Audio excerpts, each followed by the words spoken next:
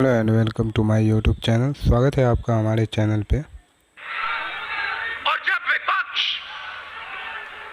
विपक्ष इन बातों को पार्लियामेंट में उठाना चाहती है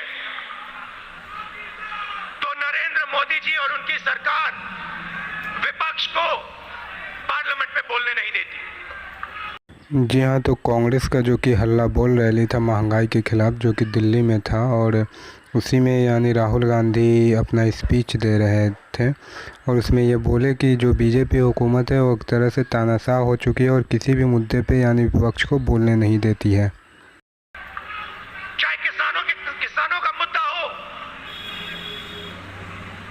चाहे चाइना का आक्रमण जो हुआ उसकी बात करना चाहे, बेरोजगारी की बात करना चाहे, महंगाई की बात करना चाहे, हम नहीं कर सकते।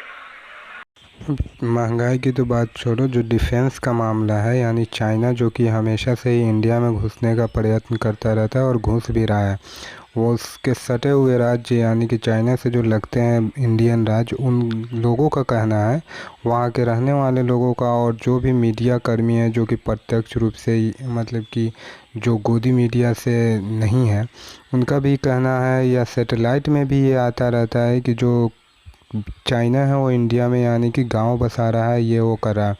परंतु अगर इस मुद्दे पे बोला जाए तो ये बीजेपी बोलती है कि भाई कांग्रेस के राज में कौन सा इंडिया ने चाइना पे कब्जा कर लिया या ये वो कर लिया, कि 62 में तो हार ही गए और यहाँ पे हमने तो एयर स्ट्राइक कर दिया, ये कर दिया, वो कर दिया।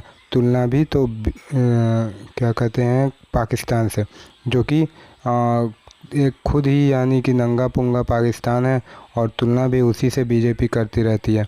यानी कि ये तो यूँ हो गया कि अगर कोई बच्चा फेल करता है तो अपने गार्जियन को आके ये नहीं कहता कि हाँ हम फेल कर गए हैं, ये बोलता है कि फ़लाना का लड़का फेल कर गया, ये फेल कर गया, वो कर गया, इस फैकल्टी में इतने लोग फेल कर गए, पर अपनी अनुपलब्धि नहीं बता पाता। यही हाल हो चुका है बीजेपी का। और उसको जैसे जैसे ये फील हो रहा है कि यानी हमारा सत्ता जो कि जा सकता है 2024 में, तब से उसके अंदर बौखलाहट कुछ ज़्यादा ही आ चुकी है। वहीं बिहार के जो यानी सीएम है नीतीश कुमार, उन्होंने जब से बीजेपी से अलायंस तोड़ा और उन्होंने जब से फैसला किया और घोषणा किया कि 2024 में बीजेपी को यानी कि हराना है, उसको उखाड़ फेंकना है, तब से तो और ही ज़्यादा मिर्ची लगी। सारी एजेंसियां को उतार दिया बिहार में बीजेपी ने, अपने बड़े बड़े नेताओं को बीजेपी ने बिहार में रख दिया कि आप जाकर यानी कि वहाँ पे किसी भी तरह ख़रीदो फरोख्त करके किसी भी तरह इस हुकूमत को यानी कि अलायंस को तोड़ो और इस सरकार को गिराओ। तो और बीजेपी जो कि नेता है, कल ही यानी एक डिबेट में मैं सुन रहा था कि उनके प्रवक्ता ये कह रहे थे कि जो INS विक्रांत बना ये हमारे मोदी जी ने बनाया, हमारी बीजेपी ने बनाए। तो भाई INS विक्रांत में हमें ये समझ में नहीं आया कि मोदी जी ने क्या किया, कौन सा नट कसा और कौन सा स्क्रू टाइट किया। अब पता नहीं इनको क्रेडिट लेने की क्या मतलब कि बहुत सवाल रहता है। अब INS विक्रांत जो कि पब्लिक के टैक्स पेयर के पैसों से और इंजीनियर्स के यानी कि काबिलियत से बनी, और ये अपने को क्रेडिट ले रहे हैं कि हमने बनाया।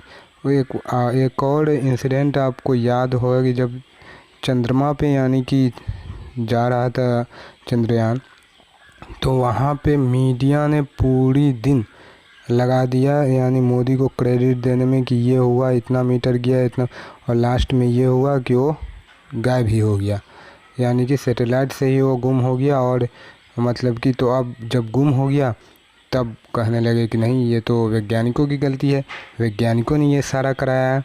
अब ये तो हाल हो रखा है।